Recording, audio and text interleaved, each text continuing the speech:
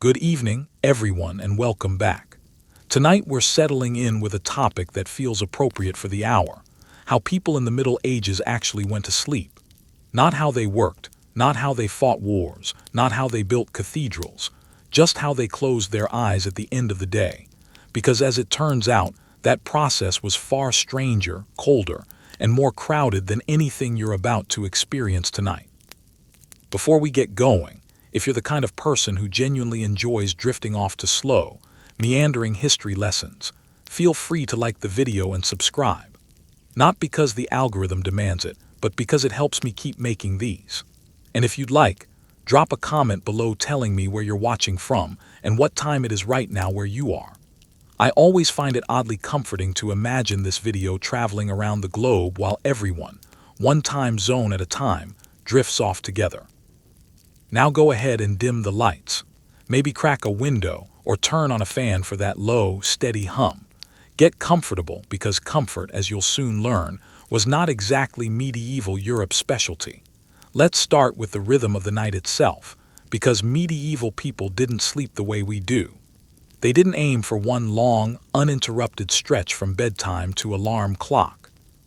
Instead, they followed something historians now call segmented sleep, or biphasic sleep, a two-part system that split the night cleanly down the middle, like a loaf of bread nobody had quite finished baking. Here's how it worked. Shortly after the sun went down, and remember, there were no streetlights, no screens, no reason to stay up, most people climbed into bed and drifted into what was called first sleep. This lasted roughly 3 to 4 hours. Then somewhere in the dead of night, the body would simply wake up. Not from noise, not from worry, just on its own internal schedule. And this waking wasn't treated as a problem. It wasn't insomnia. It was simply understood to be the way nights unfolded. This middle stretch, often referred to as the watch, could last an hour or two, and people used it for all sorts of quiet, practical purposes. Some prayed. Some read scripture if they were literate enough and had the light to do it by. Others checked on the fire, since a dying hearth in the middle of a cold night could mean disaster by morning.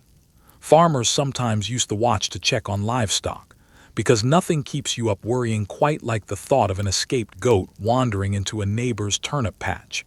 And yes, this window of wakefulness was also considered, by more than a few physicians and marriage manuals of the era, to be the ideal time for intimacy between husband and wife. The reasoning given was that the body was rested, the mind was calm, and frankly, the rest of the household was already asleep. It's a strangely practical piece of advice dressed up in old medical language, and it tells us something about how differently people once thought about the architecture of a single night. After the watch ended, people drifted back down into second sleep, which carried them through until dawn. This wasn't a niche practice either. It appears to have been close to universal, practiced by farmers, merchants, monks, and nobles alike. Even literary references from the period mention characters waking for their first sleep, as if it required no explanation at all, because to a medieval audience, it didn't. What's genuinely interesting is that modern sleep researchers have looked back at this pattern and found something worth taking seriously. In experiments where people are placed in environments without artificial light for extended periods, many of them naturally drift toward this same two-part sleep cycle. It seems that the single, solid 8-hour block we now treat as the only normal way to sleep may actually be a relatively recent invention. A side effect of gas lighting, electric bulbs, and the industrial demand for workers who could show up sharp and alert at a fixed hour every single morning. So if you've ever woken up at 2 in the morning, stared at the ceiling, and quietly panicked that something was wrong with you, you can relax. You were simply doing what nearly every human being did for most of history. Somewhere out there, a medieval monk is nodding in solidarity. Let's talk about beds now, or at least the medieval version of them, because bed is doing a lot of heavy lifting as a word here. Today we obsess over mattress firmness, cooling gel layers, and whether our sheets have a thread count worth bragging about. In medieval Europe, most people were sleeping on what's called a pallet, essentially a sack, if you were lucky enough to have one, stuffed with straw or hay. If you weren't lucky, You skipped the sack entirely and simply slept on a pile of loose straw laid directly on the floor, which may or may not have already been colonized by a farm cat looking for warmth of its own. Straw had its advantages. It was cheap, it was everywhere, and it did a reasonably good job of trapping heat against the cold stone or packed earth floors most peasant homes were built on. Its disadvantages were, well, everything else. Straw was an excellent home for fleas, lice, and the occasional field mouse that had wandered in seeking the exact same warmth you were. If something crawled, bit, or wriggled during the night, the standard response was to shift position slightly and hope it lost interest. Families with a bit more money, or at least a strong enough back to build one, sometimes elevated their straw pallet onto a simple wooden frame. This didn't transform the sleeping experience into luxury by any stretch, but it did put a small amount of distance between you and whatever was living in the floor rushes below. Bedsheets, in the modern sense, were a luxury most people never touched. The average person slept in whatever they'd worn during the day because laundering fabric was expensive, time-consuming, and not something you did on a nightly basis. Pajamas, as a concept, simply didn't exist for most of the population. Neither, for that matter, did personal space. Entire families, parents, children, sometimes a grandparent or two, often slept together in a single room, occasionally on the same pile of straw, sharing warmth the same way you might share a blanket with a sibling on a particularly cold camping trip. The nobility, naturally, had it rather better. Their beds were substantial wooden constructions, topped with real feather mattresses, dressed in embroidered linens, and framed by heavy curtains meant to block out drafts, and, as a pleasant side effect, a fair number of insects. These beds were so valuable that they were frequently named in wills, passed down like heirlooms. It wasn't uncommon for a family's most treasured inheritance to be a specific, well-worn feather bed rather than a plot of land or a chest of coins. Still, for the overwhelming majority of medieval people, a bed wasn't a place designed for comfort. It was simply a place to avoid freezing, a place removed, ideally, from wandering livestock, and if you were the dreaming sort, a place to imagine a future where your bed didn't rustle every time you rolled over. Now let's talk about something that sounds modern but absolutely is not: the nightcap. When we hear nightcap today, we picture a small glass of something warm and alcoholic, sipped by a crackling fire. In the Middle Ages, a nightcap wasn't a drink at all. It was an actual hat, worn to bed, and it existed for one very simple reason: medieval buildings were spectacularly bad at keeping heat in. Stone walls, thatched roofs riddled with gaps, and windows made from thin, semi-translucent animal horn or oiled parchment did almost nothing to hold warmth against a winter night. Central heating, such as it was, generally meant a single hearth fire in one room of the house, or, in a pinch, a dog. Since a significant amount of body heat escapes through the scalp, keeping your head warm at night was one of the more effective, low-cost solutions available.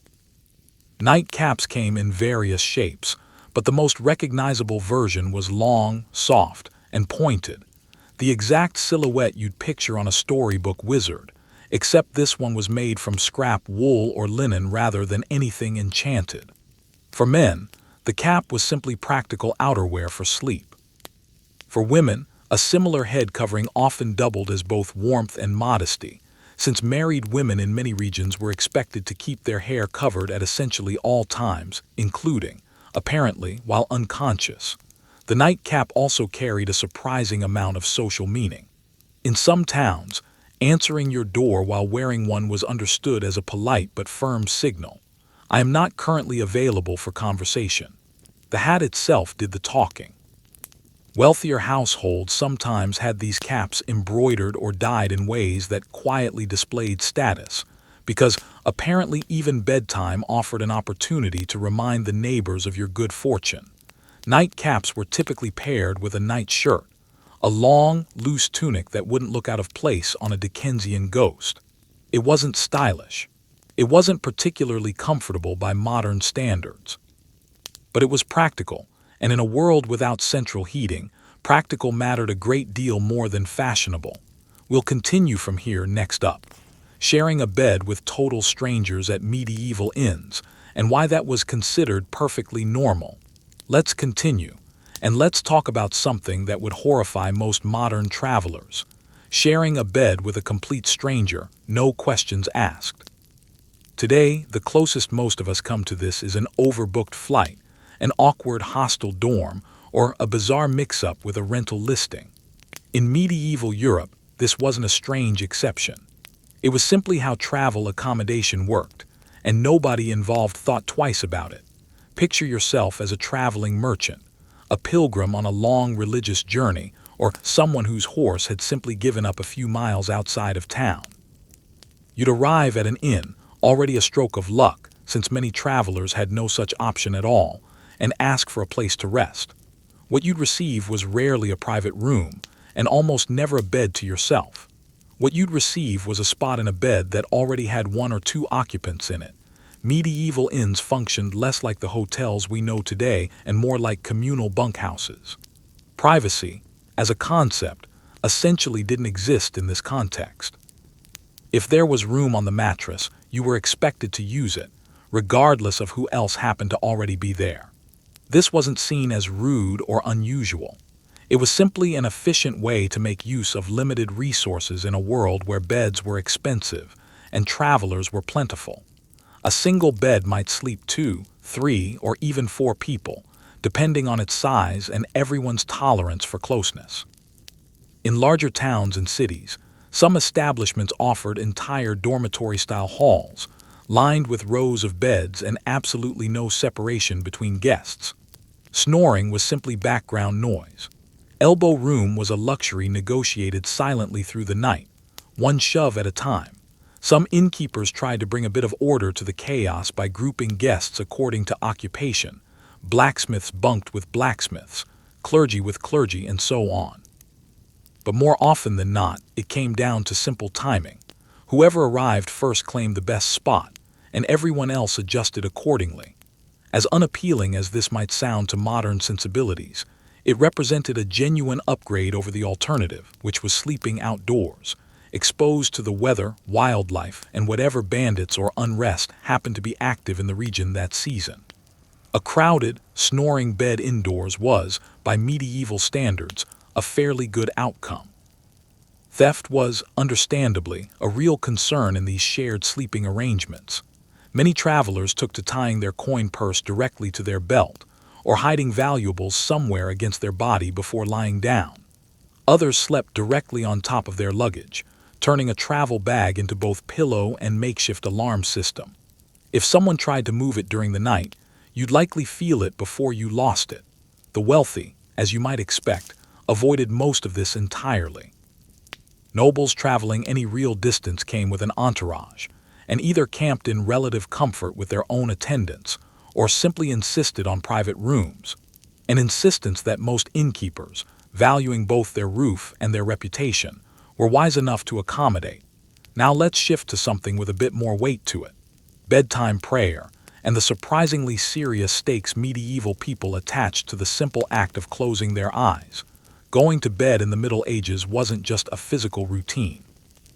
It was treated as something closer to a spiritual checkpoint, because in a world without antibiotics, fire alarms, or reliable medicine, there was a very real chance you might not wake up again. So people prepared accordingly. Forget calming apps or white noise machines.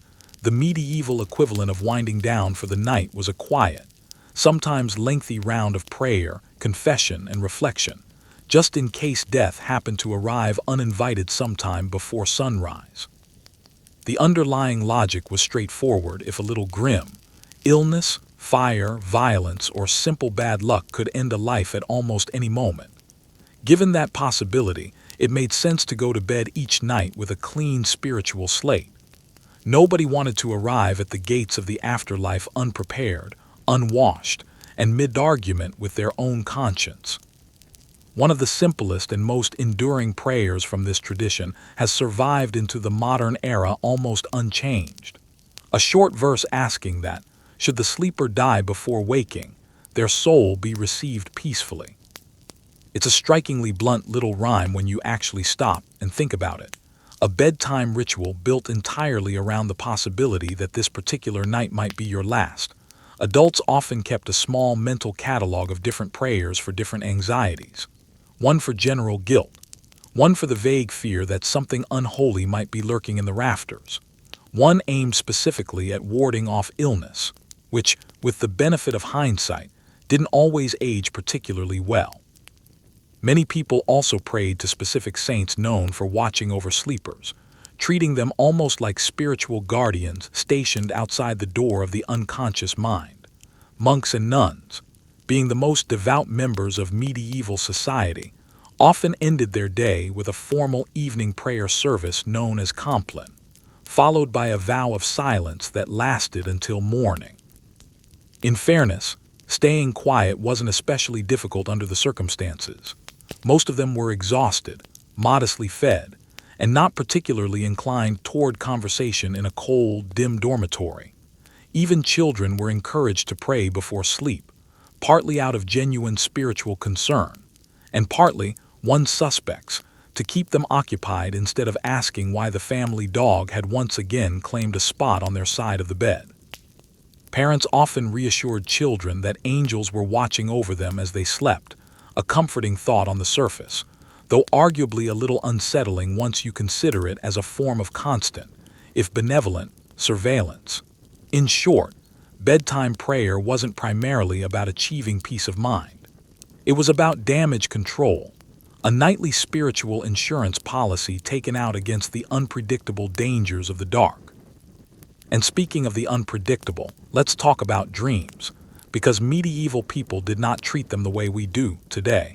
A strange dream is usually written off as background noise from a busy brain, stress, too much food before bed, or simply the mind sorting through the day's clutter. In the Middle Ages, dreams were taken far more seriously, and the reasoning went well beyond simple curiosity. Dreams were widely believed to be genuine messages from God, from a guardian angel, from a saint, or on less fortunate nights from the devil himself. Because of this, a dream wasn't something you simply shrugged off over breakfast. It was something you were expected to consider carefully, and in some cases formally address through prayer, through confession, or even through a period of fasting, just to be on the safe side. Entire religious texts of the period were dedicated to the interpretation of dreams. Fire in a dream might symbolize damnation. Water might represent purification or drowning, depending on the details.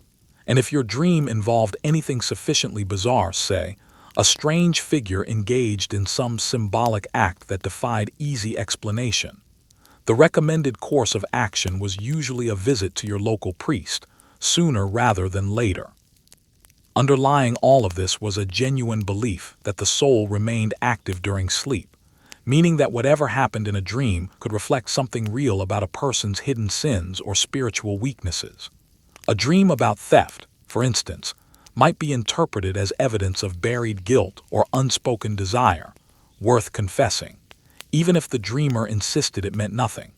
Monks and nuns frequently recorded their dreams and shared them with religious superiors for interpretation. Some were celebrated for experiencing what were believed to be genuine holy visions during sleep. Others were quietly advised to adjust their evening meals. Dreams also served a rich literary purpose throughout the medieval period. It's common to find dream sequences in medieval literature involving angels, demons, or elaborate allegorical figures delivering moral lessons. A kind of early, heavily symbolic storytelling device that authors return to again and again. The Church, for its part, remained cautious about the whole subject. Not every dream in official teaching was considered divine in origin. Some were believed to be planted deliberately by demonic forces, designed to tempt or corrupt the sleeper. An unsettling dream, then, might not be a message worth heeding at all. It might be an attack worth resisting, or, in more mundane terms, simply the result of sleeping too close to a smoky hearth. Next up, sharing your bed with livestock, and why that had far less to do with affection than with basic survival. Tonight, let's talk about something that modern pet owners might find charmingly familiar, but which meant something very different 800 years ago: sharing a bed with animals. These days, letting the family dog curl up at the foot of the bed is a lifestyle choice, usually driven by affection and maybe a little bit of loneliness. In medieval Europe, sleeping beside an animal wasn't a matter of preference. It was a heating strategy, plain and practical, born out of a housing situation that offered almost no other way to survive a cold night. To understand why, you have to picture the average peasant home. These weren't insulated structures in any modern sense. Walls were thick stone or packed earth, roofs were thatch, and drafts moved through the average cottage as if the walls barely existed at all. There was no central heating beyond a single hearth fire, and once that fire burned low in the middle of the night, the temperature inside could drop uncomfortably close to the temperature outside. Given that reality, it's not surprising that humans and animals often ended up sharing the same living space, and frequently, the same sleeping space. Chickens wandered freely through many peasant homes. Dogs curled up wherever warmth pooled, often directly against a sleeping family member's legs. Pigs, cows, and goats, depending on the household's means, sometimes shared the single main room where the family cooked, ate, worked, and slept, all within the same four walls. This wasn't born from sentimentality, though medieval families certainly did care for their animals. It was a straightforward calculation. Animals generate body heat, and body heat, shared generously, was worth more on a January night than almost anything else in the house. A large dog stretched across your feet could be the difference between numb toes and a tolerable night's sleep. A cow breathing quietly in the corner of the room could raise the ambient temperature just enough to matter. For many peasant families, the entire household, parents, children, and whatever animals happened to be part of the homestead, functioned out of one single multi-purpose room. Cooking, eating, sleeping, and on unfortunate occasions, dying, all took place within the same modest space. Children might find themselves nestled between a parent on one side and a family goat on the other. A rooster crowing at dawn served as a fairly reliable alarm clock, whether anyone wanted one or not. As for hygiene in this arrangement, historical sources tend to gloss over the details, and perhaps it's better that we do too. Wealthier households generally avoided this particular arrangement. Nobles didn't typically bed down beside livestock, though many kept small lap dogs in bed with them. Not for warmth, particularly, since their homes were better insulated and better heated, but as a mark of fashion and companionship, fleas included at no extra charge.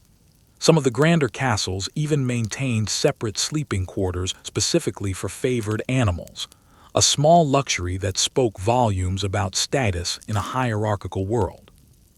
There were, naturally, downsides to sharing a bed with livestock beyond the obvious hygiene concerns. Animals move at night. They wander, they startle, and they are not, historically speaking, known for respecting the boundaries of a shared mattress. Waking up to a hoof pressed against your ribs at 3 in the morning was simply an accepted hazard of the arrangement, an inconvenience, but not one significant enough to change centuries of established practice.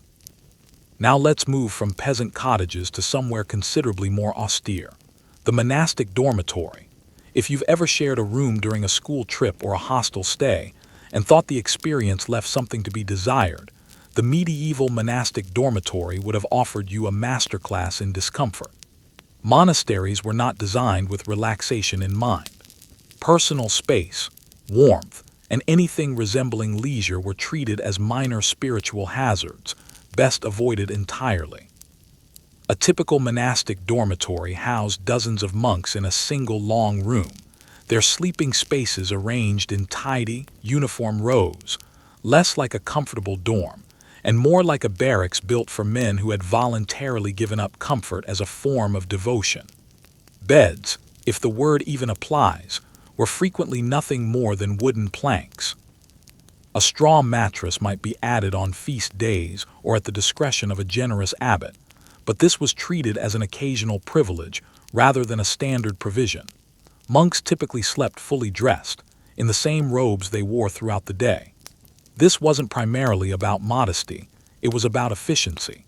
Getting undressed and redressed in the freezing dark ahead of the earliest prayer service of the day was, by all accounts, considerably more unpleasant than simply sleeping in one's daily clothing. Their standard robe, belt, and sandals functioned as both spiritual uniform and, somewhat unintentionally, as their only form of insulation. If the cold became unbearable, the solution was to layer additional clothing. If the room became too warm, which was rarely a problem, there was simply nothing to be done about it. Pillows were essentially non-existent. Privacy, in any meaningful sense, did not exist either. And talking, under the strict rule followed by many monastic orders, commonly the rule of Saint Benedict, was not merely discouraged. It was forbidden outright during the night hours. A monk who rolled over too loudly, groaned in his sleep, or otherwise disturbed the silence risked being assigned to chamber pot duty as a gentle but pointed reminder to keep quiet. Snoring occupied something of a gray area in this system. It couldn't reasonably be controlled by the sleeper, but if it became disruptive enough, it might still draw quiet irritation from nearby monks, even if no formal punishment followed. Lighting throughout the dormitory was kept to an absolute minimum, often no more than a single candle for the entire room. The reasoning was simple. There was nothing that needed to be seen. The goal each night was simply to lie still, avoid temptation, and avoid sin in that order. Despite, or perhaps because of this severity, monks generally viewed their Spartan sleeping arrangements as a form of spiritual training. Denying the body comfort was thought to prepare the soul for the greater denial expected in the life to come. Some monks in particularly strict orders even chose to sleep sitting upright, deliberately avoiding anything that might resemble physical ease, or the loosening of the mind that came with deeper, more comfortable sleep. Compared to all this, the straw pallets and animal-sharing arrangements of ordinary peasants start to look almost luxurious. At least the family pig, whatever its other flaws, never expected you to maintain a vow of silence. Which brings us to something that would strike most modern sleepers as a special kind of nightmare. Waking up voluntarily in the coldest, darkest part of the night for the express purpose of prayer. In medieval monasteries, this wasn't an occasional hardship.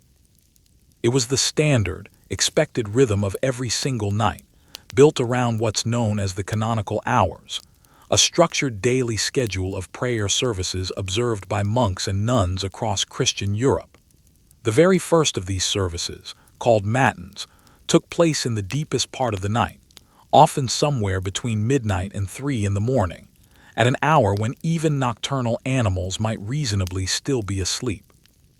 A bell would toll, usually rung by whichever unfortunate monk had drawn that particular duty, and the entire dormitory would rise in near silence, still fully dressed, and shuffle off toward the chapel.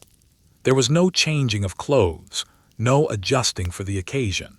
The only preparation medieval monks believed in was spiritual, not sartorial.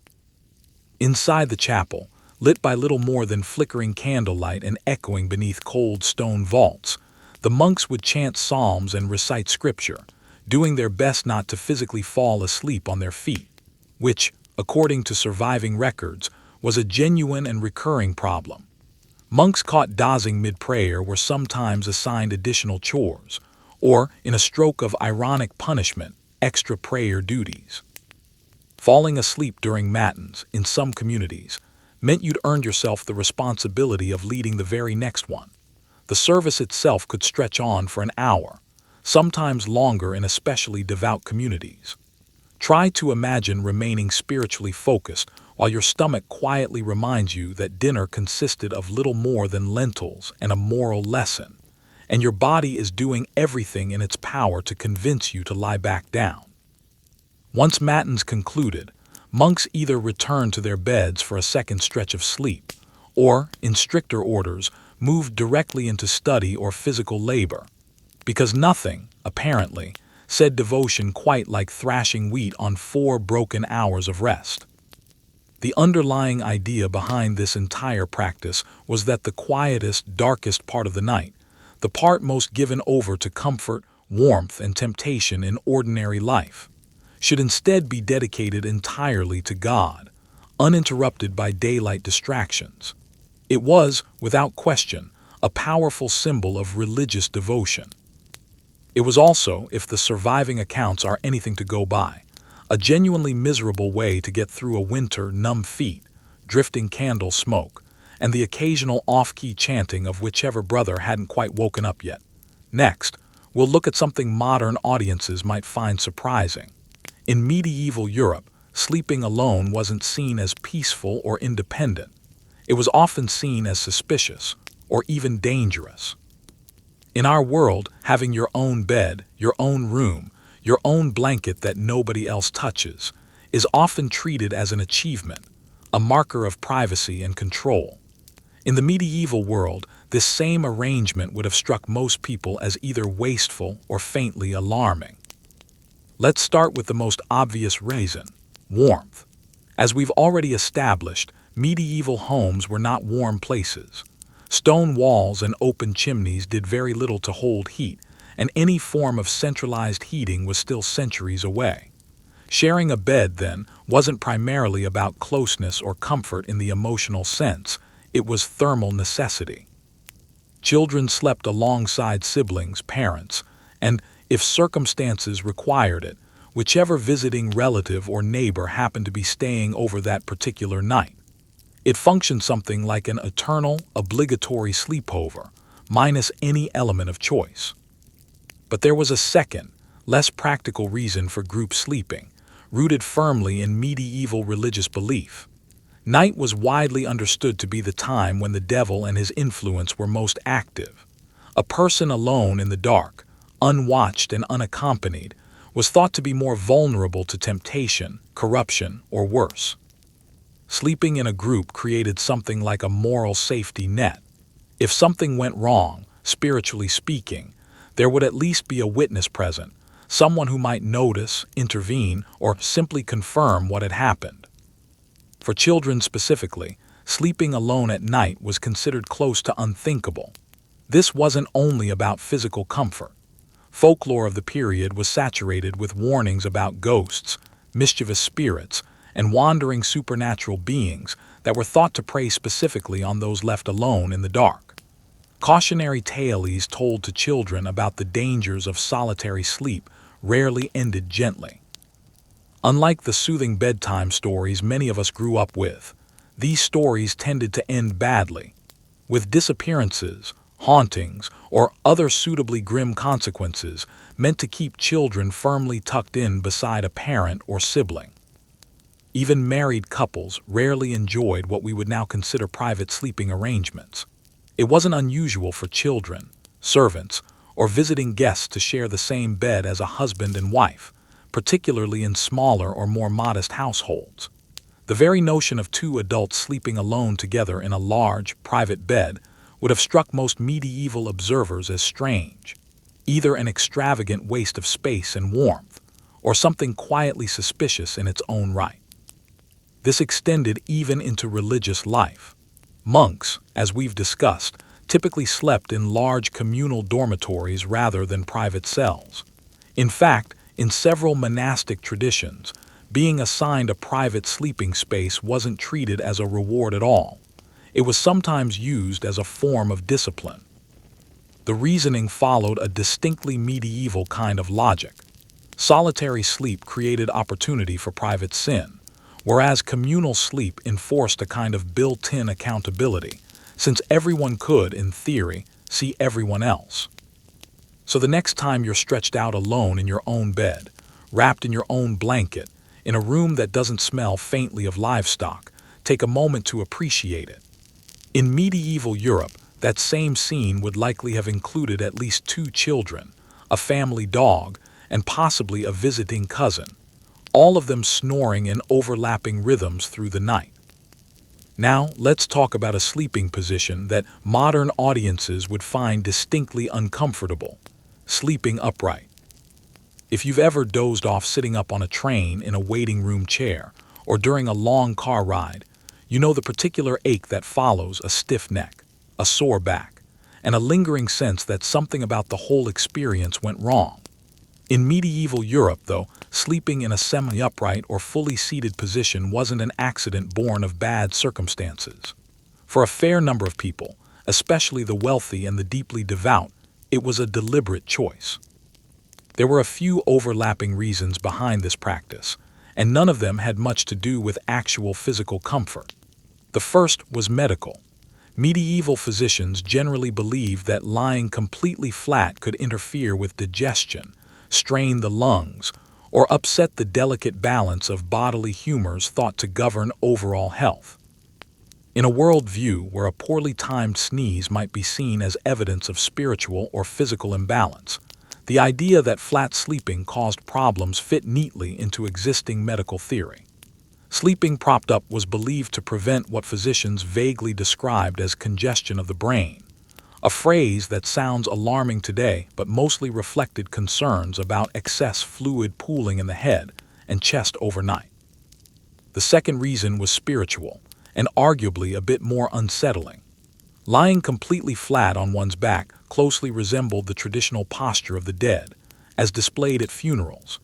Some people genuinely worried that adopting this exact position while sleeping might, in some symbolic or supernatural sense, invite unwanted attention from death itself, or create confusion in the eyes of higher powers about whether the sleeper was, in fact, still among the living. It sounds deeply superstitious to modern ears, and it was, but in a world where the local priest often doubled as the community's primary source of both spiritual and medical guidance, this sort of reasoning carried real weight. As a result, many people, particularly those with the means to arrange it, slept in a partially reclined position, propped up against large bolster pillows, cushions, or specially built wooden headboards designed to hold the body at an angle throughout the night. Wealthier households sometimes constructed beds with adjustable supports specifically to maintain this semi-seated posture, which conveniently doubled as a reasonable way to digest a heavy evening meal without discomfort. Monks, once again, took the practice to its most extreme conclusion. In some of the stricter religious orders, monks slept sitting fully upright on a simple wooden bench, sometimes leaning against a bare stone wall with nothing more than the hood of their robe to cushion the discomfort. This wasn't remotely about health in their case. It was entirely about discipline. The underlying belief was straightforward, if a little severe. Too much physical comfort risked leading to overly vivid or pleasurable dreams, which in turn risked leading the dreamer towards sin. Better, in their view, to endure a stiff neck and an aching back than to wake up needing to confess something. None of this, it should be said, had much to do with actual restful sleep. It was about virtue, discomfort, and a fairly tangled piece of medieval theology, proof that even something as simple as how you position your body at night could become, in the right context, a genuinely moral decision. Forget wandering spirits or midnight demons for a moment. For most medieval sleepers, the real nightly disturbance wasn't supernatural at all. It came from something much smaller, much closer, and entirely uninterested in anyone's prayers: fleas, lice, and the quiet menace of the bed bug. Let's not soften this too much. Hygiene, by modern standards, simply wasn't a strength of medieval Europe. Bathing was infrequent, sometimes limited to a handful of occasions per year depending on region and season. Laundering fabric was expensive and labor-intensive, which meant clothing and bedding often went unwashed for long stretches at a time. Soap, where it existed at all, was frequently homemade from a combination of ingredients that historical records tend to describe rather vaguely, and perhaps for good reason. Combine all of this with straw-stuffed mattresses, bedding shared among multiple family members, and the occasional chicken wandering underfoot, and you have, in essence, an ideal environment for a thriving population of unwelcome pests. Fleas and lice were so common throughout medieval society that they were less a sporadic nuisance and more a near-constant companion. Peasants dealt with them as an unavoidable fact of daily life. Nobles, despite their finer linens and feather mattresses, were not spared either. In fact, some wealthier households employed servants specifically tasked with picking lice out of their employer's hair and clothing, a genuine occupation, however unglamorous it might sound to modern ears. Bed bugs presented their own particular challenge. These small, patient insects tended to hide within the seams of mattresses, the joints of wooden bed frames, and even tiny cracks in stone walls, emerging under cover of darkness to feed while their host slept. It's worth reconsidering in this light why medieval people wore nightcaps and slept fully clothed as often as they did. Warmth was certainly one motivation, but a secondary, less discussed benefit was the small amount of physical barrier this clothing provided against exactly this kind of nighttime visitor. Solutions to the pest problem ranged from mildly practical to what can only be described as inventive desperation. Some households burned strongly scented herbs such as wormwood or tansy in an attempt to drive away insects through sheer smell alone. Others took to sleeping with garlic, raw onion, or even scattered ashes tucked into the bedding, a strategy that may have done little to actually deter fleas, but almost certainly did wonders for discouraging any romantic notions between bed partners. Beyond the physical discomfort, fleas and lice carried a surprising amount of symbolic weight in medieval thought. They were sometimes interpreted as small, physical reminders of humanity's fallen state, biting evidence, quite literally, of sin and impurity, tied loosely to broader religious ideas about bodily corruption. Poetry from the period occasionally engaged with the subject directly, some pieces moralizing about the shared suffering fleas caused, others taking a stranger, more romantic angle entirely, framing a shared flea bite as a strange kind of intimacy between two people. So while modern sleep tends to be disrupted by notifications, streetlights, or the occasional late-night scroll through a phone, medieval sleep was just as likely to be interrupted by scratching, twitching, and the distinct, unwelcome sensation of something small making its way steadily up a shin. Because, in all likelihood, something was. Now let's move from something small and persistent to something considerably heavier, sleeping in armor. Most of us have had a rough night's sleep at some point, but few of us have ever attempted to fall asleep while wearing what amounts to 100 pounds of iron. Remarkably, some people in the medieval period did exactly that, because apparently nothing quite says restful evening like being ready to defend yourself the moment you wake up. To be clear, this wasn't the daily routine even for professional soldiers or knights. Full armor was heavy, hot, and loud, and attempting to roll over in a full suit of chain mail has been compared, not unreasonably, to trying to nap inside a bag of loose cutlery. Under normal circumstances, nobody chose this arrangement voluntarily. But during active military campaigns, or while stationed in genuinely hostile territory, sleeping in partial armor was considered a sensible precaution rather than an eccentric one. Comfort became optional. Survival, quite reasonably, took priority. A soldier on campaign might remove only the heaviest or most restrictive pieces, a helmet here, gauntlets there, while keeping a mail shirt or breastplate on, just in case the night brought an unwelcome surprise. There's a particular kind of unpleasant awakening, reserved for hearing approaching hooves in the darkness, and realizing you need to finish dressing for battle while still half caught in a dream about something considerably more peaceful, like a decent meal. In besieged castles, men-at-arms sometimes slept with a sword or axe resting within easy reach, functioning as a rather aggressive form of bedside security.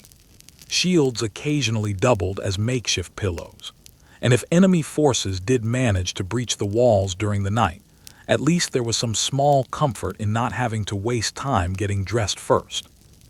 None of this made for particularly restorative sleep. Iron doesn't breathe.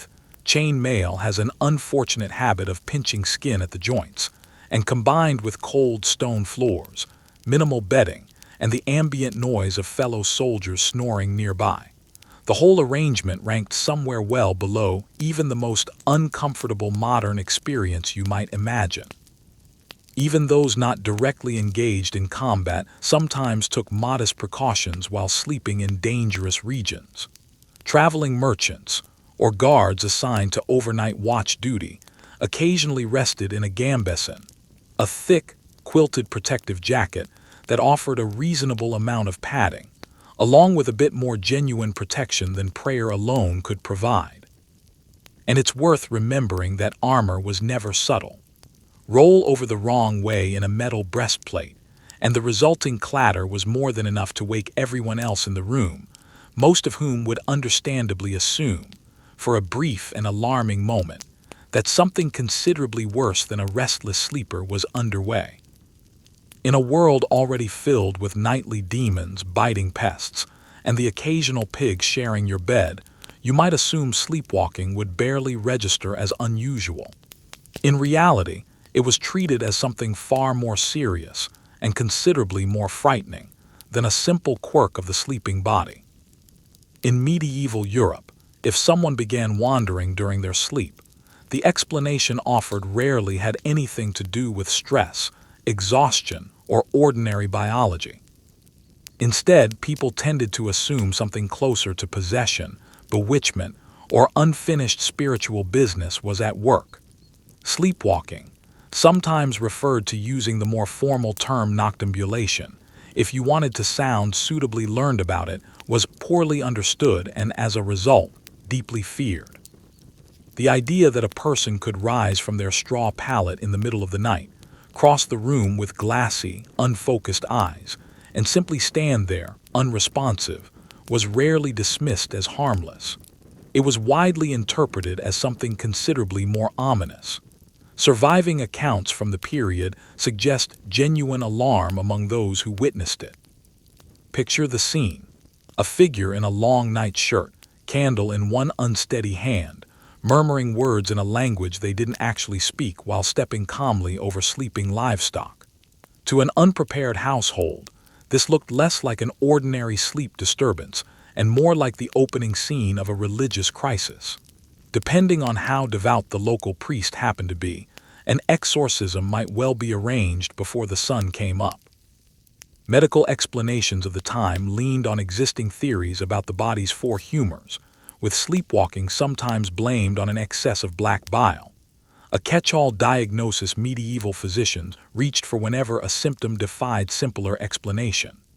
Others believed the soul itself temporarily separated from the body during sleep, leaving the physical form to wander aimlessly, like an unsupervised farm animal that had slipped its fence. To prevent these nighttime episodes, families tried a wide range of remedies, some more reasonable than others. Herbal treatments were common. Praying directly over the sleeper's bed was another popular approach. Some households hung small iron charms near the bed, believing the metal offered some form of protection. In more rural, less formally religious communities, a simpler and considerably more direct solution was sometimes applied, physically tying the sleepwalker's leg to a nearby piece of furniture before bed. This precaution becomes a little more understandable once you consider the layout of a typical medieval home. Open hearths, scattered tools, sharp implements, and unattended chamber pots all pose genuine hazards to someone moving through a dark room without full awareness of their surroundings. There are also scattered historical accounts describing people supposedly climbing onto rooftops while still asleep. Whether these particular stories were exaggerated with retelling or represent something that genuinely happened from time to time, the resulting fear was real enough that some homes took to barring windows, and the incidents occasionally sparked theological debate over a fairly strange question. Could a person commit a sin while entirely unconscious? In practice, most documented cases of sleepwalking were far less dramatic. A bit of aimless packing, some quiet muttering, perhaps an attempt to open a door that wasn't actually there. But if a sleepwalker happened to wander into a church during one of these episodes, local residents might interpret it as a divine sign, or alternatively, as cause for a formal cleansing ritual, just to be thorough on both spiritual fronts.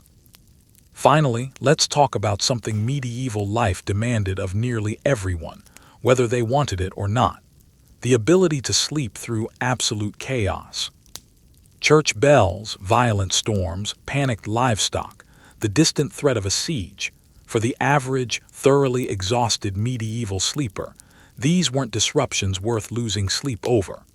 They were simply background noise, the medieval equivalent of a fan running quietly in the corner of a modern bedroom. Start with the bells. Church bells marked nearly every significant point in the daily and religious schedule: sunrise, mealtimes, prayer hours, and as we've already covered, the distinctly ungodly hour of matins in the dead of night. Anyone living within earshot of a monastery would have had their sleep regularly soundtracked by this steady tolling. Eventually, the mind simply adapted. The bells stopped registering as interruptions and became something closer to a familiar lullaby for an already overscheduled soul. Storms, too, were a frequent and genuinely frightening feature of medieval nights. Without weather forecasting or well-sealed windows, a violent thunderstorm felt less like routine weather and more like a plausible sign that the world itself might be ending. Roofs leaked. Windows rattled loosely in their frames.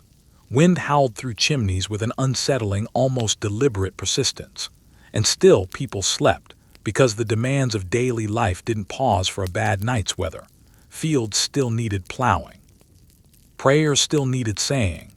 Whatever threats existed in the surrounding region, bandits, rival villages, occasional raiders, still needed to be dealt with come morning, regardless of how poorly anyone had slept the night before.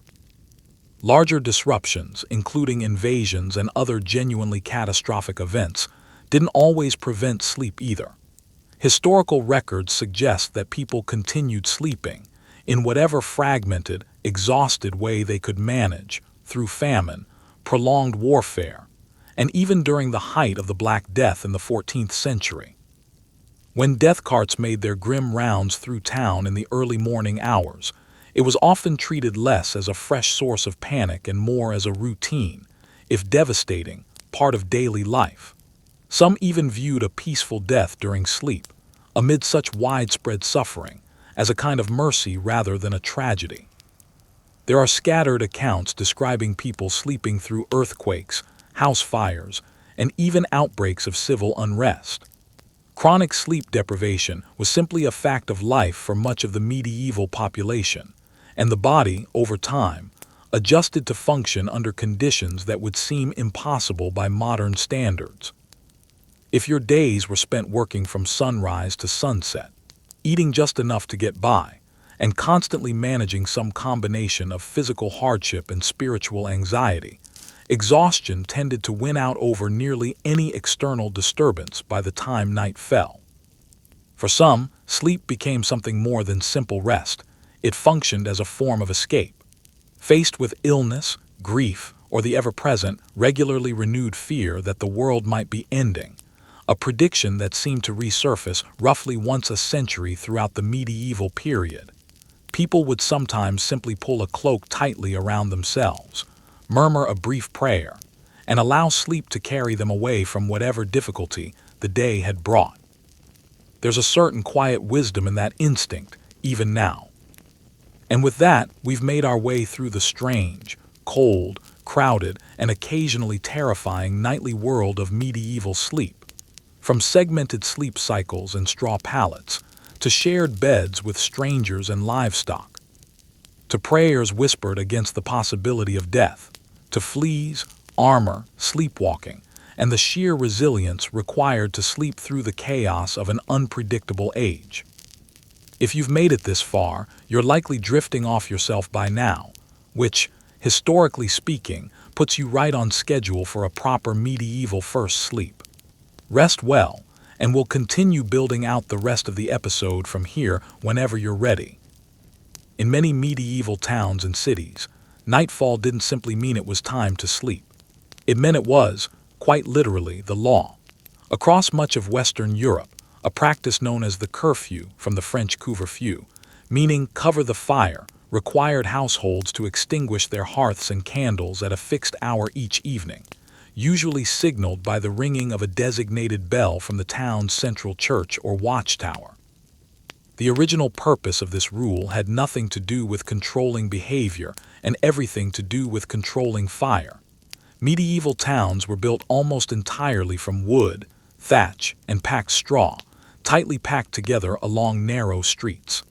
A single unattended flame, left burning overnight in a careless household, could reduce an entire neighborhood to ash before anyone woke up to notice.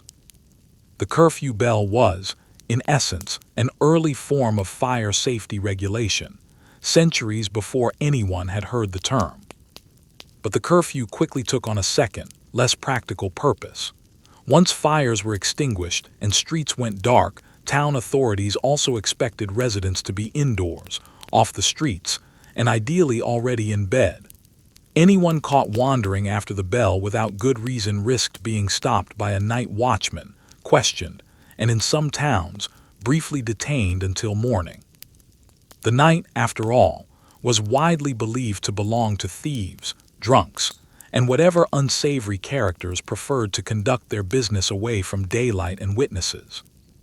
Night watchmen themselves held a curious position in medieval society, respected for the safety they provided, yet regarded with a certain wary distance, since their job required them to be awake and alert during the very hours everyone else associated with danger and superstition. Armed with a lantern, a bell or rattle to announce their presence, and sometimes a simple pike or staff, these men patrolled the streets calling out the hour, a practice that served the dual purpose of deterring crime and gently reassuring anyone still awake that all, in fact, remained well. Some watchmen developed their own traditional calls, chanted rhythmically as they walked their route, announcements of the hour, brief weather reports, and reminders to bank one's fire properly for the night. To modern ears, it might sound almost soothing, a human alternative to the white noise machines many of us rely on today. To medieval sleepers, it was simply confirmation that the town's fragile nighttime order remained intact. Candle rationing added another layer to this nightly routine. Candles, particularly those made from beeswax rather than cheaper, smokier tallow, were expensive enough that many households used them sparingly, if at all. For the average peasant family, once the sun went down and the single tallow candle or rushlight was extinguished, there was little practical reason to remain awake. Darkness, quite simply, ended the day's activity far more effectively than any clock ever could. This is part of why segmented sleep, which we discussed earlier, functioned so naturally within medieval daily rhythms. With darkness falling early in winter and candles too costly to burn through long evenings, going to bed shortly after sunset wasn't a discipline. It was simply the default response to having nothing else productive left to do. Now, let's turn to a subject with a rather different tone: the medieval wedding night, and the surprising amount of public involvement it often included. Modern couples, understandably, treat their wedding night as an intensely private affair. Medieval Europe held rather different expectations, particularly among the nobility, where a marriage wasn't considered fully sealed until it had been publicly, sometimes almost theatrically, consummated, occasionally with witnesses present in some form or another. Among the aristocracy, especially where a marriage carried significant political or dynastic weight, it wasn't unheard of for the newly married couple to be formally escorted to their bedchamber by family members, clergy, or household officials, who would offer blessings, prayers, and in some documented cases, remain within the room or just outside it until the marriage had been consummated. This wasn't considered voyeuristic by medieval standards. It was considered a legal and practical necessity, since an unconsummated marriage could later be challenged, annulled, or disputed, particularly where inheritance or alliance was concerned. For ordinary peasant couples, the ritual was generally far less formal, though communal customs still applied in many regions.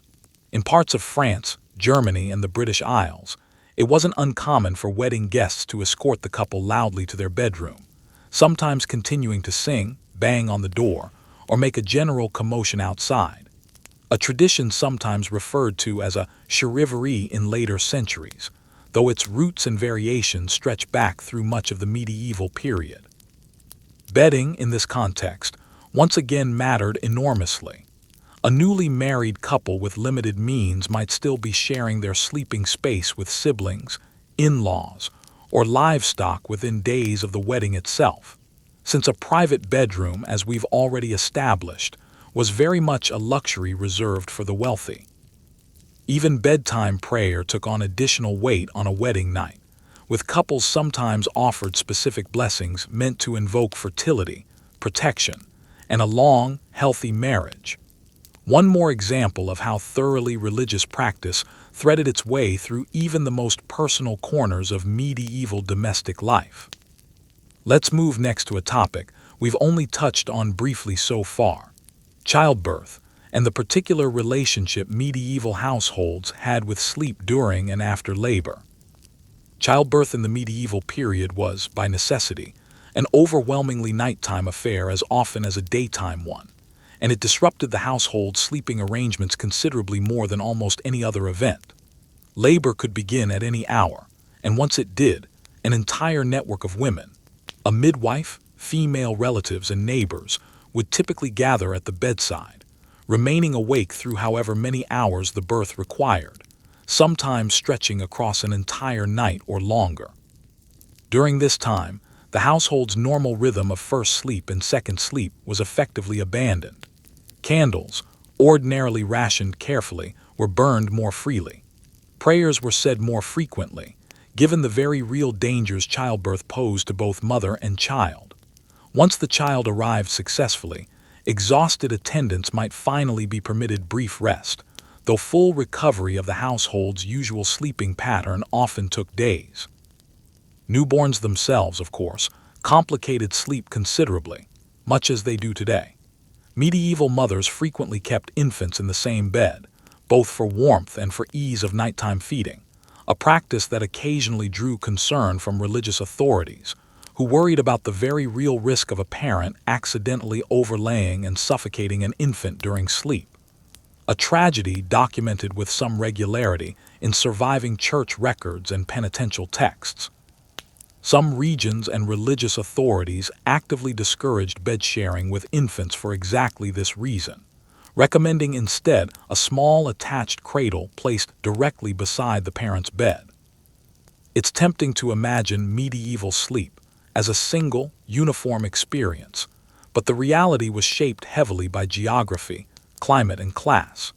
In the colder reaches of northern Europe, Scandinavia, northern Germany, the British Isles, sleeping arrangements leaned heavily on shared body heat and heavy layering, precisely because winters were long and homes were poorly insulated by any modern measure.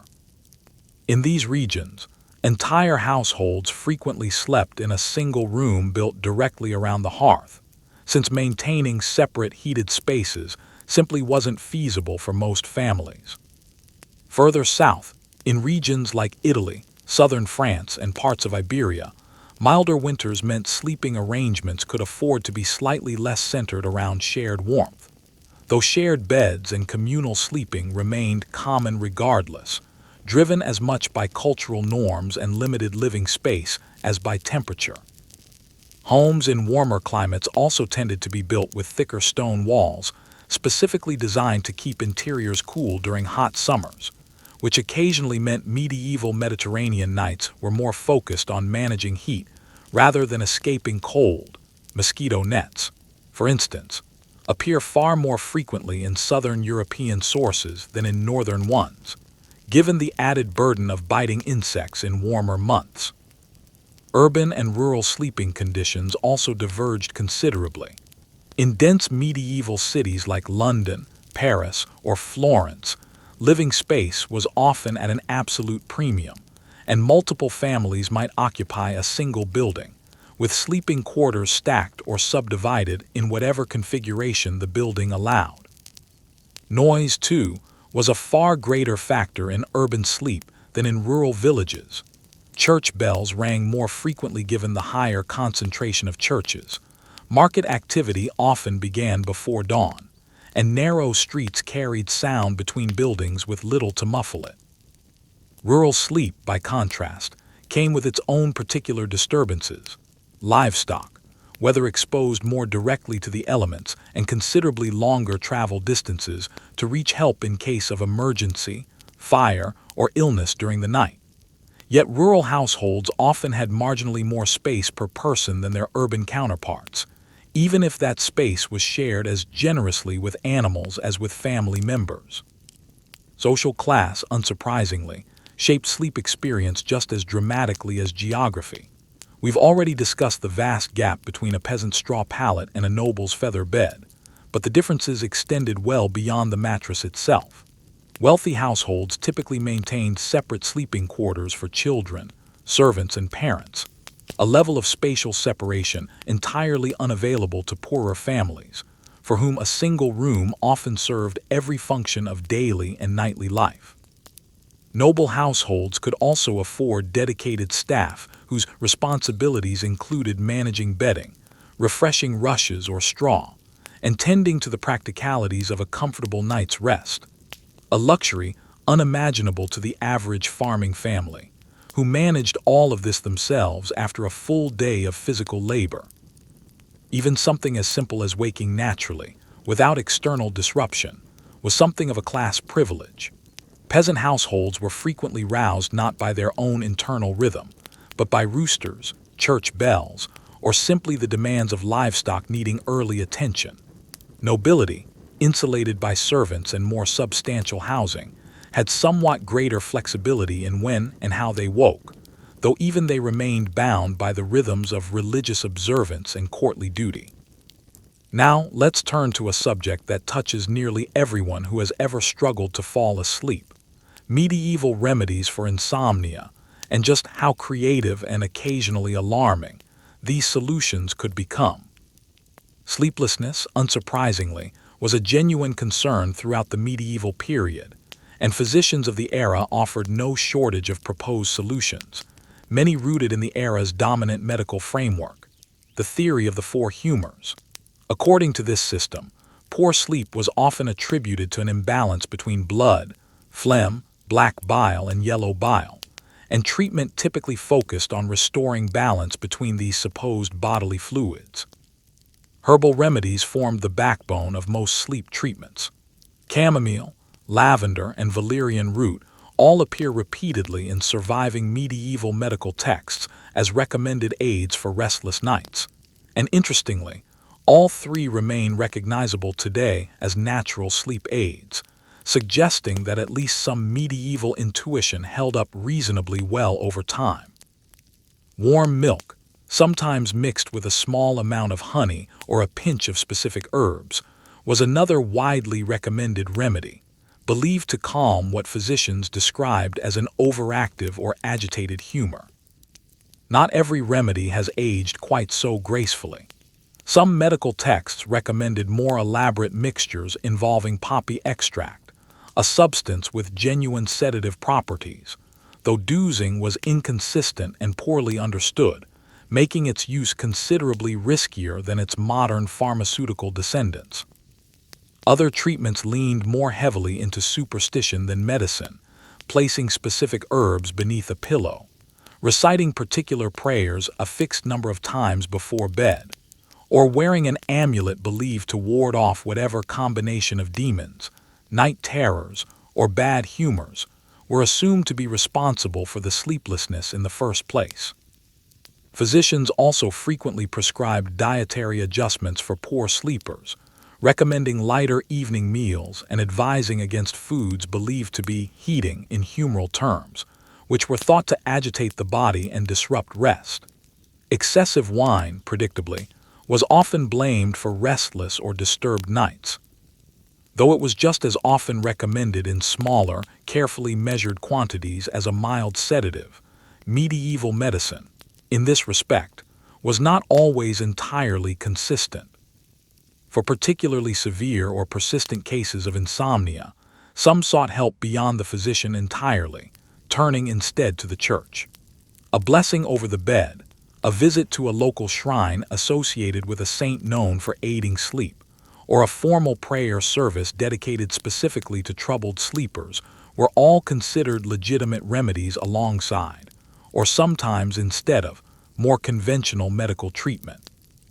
In a worldview where physical and spiritual health were rarely treated as separate concerns, this blending of prayer and medicine made perfect, unremarkable sense. We've already discussed how dreams in general were treated as spiritually significant, but nightmares occupied a category of their own, distinct enough that many regions developed specific folklore to explain them. The very word nightmare offers a clue here in Old English and several related Germanic languages. A mare referred to a malevolent spirit believed to sit upon a sleeper's chest during the night, producing the crushing, breathless sensation many people still associate with bad dreams today. This wasn't considered a metaphor. In many rural communities, it was described as a literal supernatural visitor. The mare, in various regional traditions, was thought to be an evil spirit, a witch operating in some form of spiritual projection, or occasionally the restless spirit of a specific, sometimes named, local individual. Victims reportedly described waking suddenly, unable to move or speak, with a distinct sensation of heaviness pressing down on their chest, a phenomenon modern science now recognizes as sleep paralysis, a well-documented and fairly common experience where the mind wakes before the body's temporary sleep-related muscle paralysis has fully released. Without this scientific framework, however, medieval communities reached for the explanation that made sense within their existing worldview. Something, or someone, had visited them in the night with harmful intent. Protective measures against the mare and similar nightmare-inducing spirits varied by region, but shared some common threads. Iron featured prominently, appearing again and again across different folk traditions as a material believed to repel malevolent spirits. A knife placed beneath the pillow, a horseshoe positioned above the bedroom door, or small iron objects tucked into bedding were all common precautions. Salt, too, appeared frequently in this protective folklore, sometimes sprinkled across a threshold or windowsill, believed to create a barrier spirits could not cross. Specific prayers developed exclusively for protection against nightmares circulated widely, often memorized and recited nightly as a matter of routine rather than special occasion, not unlike a modern person double-checking that a door is locked before bed. Certain saints became particularly associated with protection during sleep, their names invoked specifically at the moment of lying down, functioning almost like a nightly formality meant to ward off whatever the coming hours might bring. Children were frequently taught specific rhymes or short prayers meant to protect them through the night, often passed down through generations with only minor regional variation. These weren't treated as comforting fiction so much as genuinely believed spiritual protection, on par with locking a door against a physical intruder. Interestingly, some medieval medical texts attempted to explain nightmares through more physiological reasoning, tying them to poor digestion, an overly heavy evening meal, or lying in an unfavorable position during sleep. Explanations that, again, echo surprisingly closely with certain modern understandings of what triggers unpleasant or vivid dreams. Physicians in this more clinical tradition sometimes recommended lighter evening meals or specific sleeping positions as a practical remedy, entirely separate from the spiritual precautions being taken by the same household. This dual approach, treating nightmares as simultaneously a medical symptom and a spiritual threat, captures something essential about medieval thought more broadly. Medicine and religion weren't seen as separate, competing systems of explanation.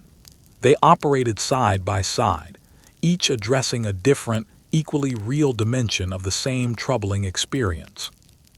Now, let's turn our attention to something we haven't yet discussed directly: the role of the fireplace and hearth in shaping the entire structure of a medieval household's night. The hearth wasn't simply a source of heat.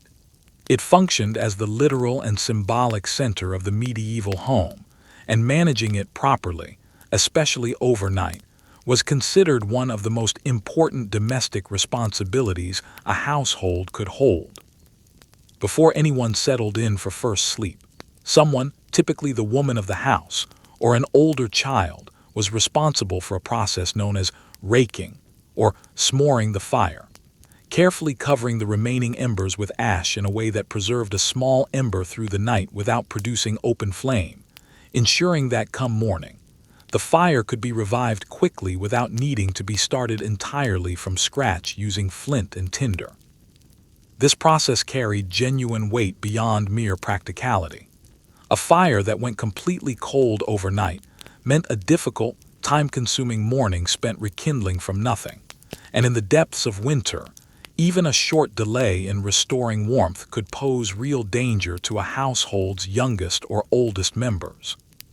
Some regions developed specific folk customs and even blessings recited over the hearth each night, asking for protection and continued warmth until morning. A small ritual that blended practical fire management with a touch of spiritual reassurance. The location of sleeping arrangements within a home was also frequently dictated by proximity to the hearth. In single-room peasant cottages, sleeping areas closest to the fire were typically reserved for the youngest children, the elderly, or anyone in poor health, while other family members took up positions further from the heat source. This wasn't arbitrary. It reflected a genuine understanding, however informally arrived at, of who was most vulnerable to overnight cold.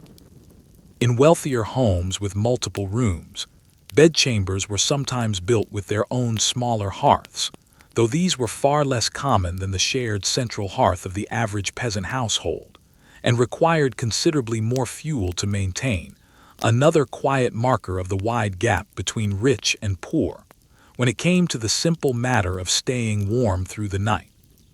Start with sound. A modern bedroom, even in the noisiest of cities, is often a relatively controlled environment. Walls insulated, windows sealed. Distant traffic reduced to a low hum. A medieval bedroom, by contrast, offered no such buffer. Thin walls, gaps in thatched roofing, and shutters rather than glass meant that whatever was happening outside was, for all practical purposes, happening inside as well. The creak of wooden beams settling in the cold, the distant lowing of cattle, the occasional bark of a dog patrolling a neighboring farmstead. Wind, when it picked up, didn't simply whistle past a house. It pushed through it, rattling shutters and stirring rushes on the floor. Indoors, the soundscape was equally layered. A fire, even banked down for the night, produced its own quiet symphony of pops and shifting embers. Livestock sharing the same room added their own contributions: the shuffle of a goat's hooves, the occasional snort from a pig, a rooster that hadn't quite gotten the memo that dawn was still hours away. Add to this the breathing, coughing, and snoring of however many family members occupied the same sleeping space, and the result was an environment that was, by any modern standard, remarkably loud for something meant to encourage rest. Smell, too, played a defining role, and not always a pleasant one. Straw bedding, however fresh when first laid down, accumulated the combined odors of sweat, animals, smoke, and whatever cooking had taken place earlier that day, since kitchen and sleeping space were so often one and the same. Herbs were sometimes scattered through bedding specifically to offset these smells: lavender, rosemary, and other fragrant plants doing double duty as both pest deterrent and rudimentary air freshener. Smoke from the hearth, meanwhile, hung low in poorly ventilated rooms, giving many medieval interiors a faintly acrid quality that modern noses would likely find overwhelming within minutes. Touch and texture completed the picture. Rough wool blankets, scratchy straw beneath thin fabric, the uneven surface of a wooden bed frame. None of it offered the smooth, engineered comfort of a modern mattress. Cold, too, was a constant tactile presence during much of the year, a damp chill that seeped up from stone or packed earth floors regardless of how many blankets or layers were piled on top. Taken together, this sensory environment helps explain why medieval sleep looked so different from our own. It wasn't simply that people slept in two segments instead of one, or shared their beds more freely. Their entire physical experience of night was fundamentally louder, colder, and more textured than anything most of us encounter today, and their bodies and habits adapted accordingly, out of necessity rather than choice. Now let's shift our attention to a group whose relationship with sleep looked entirely different from that of a settled household. Travelers, pilgrims, and soldiers, for whom finding any safe place to close one's eyes could be a genuine daily challenge. For pilgrims making long journeys to Santiago de Compostela, to Rome, to Jerusalem, or to any number of smaller regional shrines, sleep was rarely guaranteed in advance. Established pilgrimage routes did eventually develop networks of hospices, monasteries, and inns specifically catering to religious travelers, offering at least a basic roof and floor space, if not always a proper bed.